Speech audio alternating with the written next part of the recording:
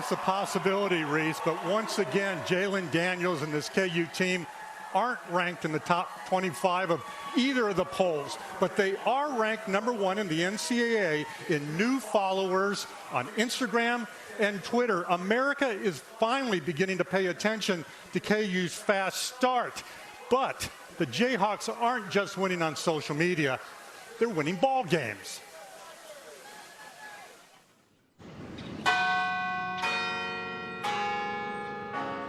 Every day and every 15 minutes from 7 a.m. to 9 p.m., the bells of the 120-foot-high campanile keep time for the University of Kansas. But on Saturdays at KU football games, those 53 bells also keep score. Spins up a Blue Devil. Oh! Touchdown, Kansas! When we get in the end zone, it's a lot of waving the wheat. The bell tower rings to make a lot of noise. The fans are, screaming out rock chalk this, rock chalk that when we are walking around campus. It's fun to be a KU football player now. We're not in Kansas anymore. At least, not the Kansas you remember. I don't remember the last time KU fans have gone to every game thinking they could beat anyone, and it's a great feeling. The Jayhawks are 4-0 for the first time in 13 years and ranked 4th nationally in scoring, which means the bells keep ringing and the football bandwagon keeps growing. Welcome back to Hawk Talk with head coach Lance Leipold. They've been wanting and starving for something of consistency, something to latch onto in the fall, not just waiting for basketball season to start. Touchdown, Jayhawks! As we started to do that, I think that started to heal some of those wounds from the past. Throw it deep, out jumping the defender, and Butler finds the end zone for the second time. I think the best way to sum it up is one giant headache. The mascot, he wants to quit.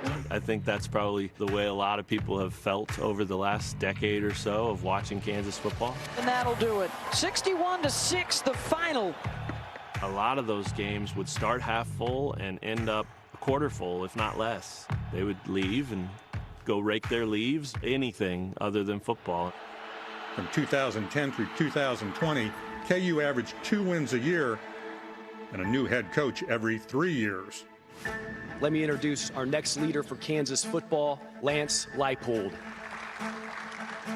Lance Leipold, who built a Division III dynasty at Wisconsin Whitewater and rebuilt the Buffalo program before coming to Kansas, won 2 games in 2021, including the shocker at Texas as 31-point underdogs.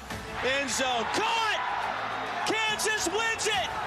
But a 12-point loss against Oklahoma last season and the reaction at his weekly radio show is what Leipold remembers most.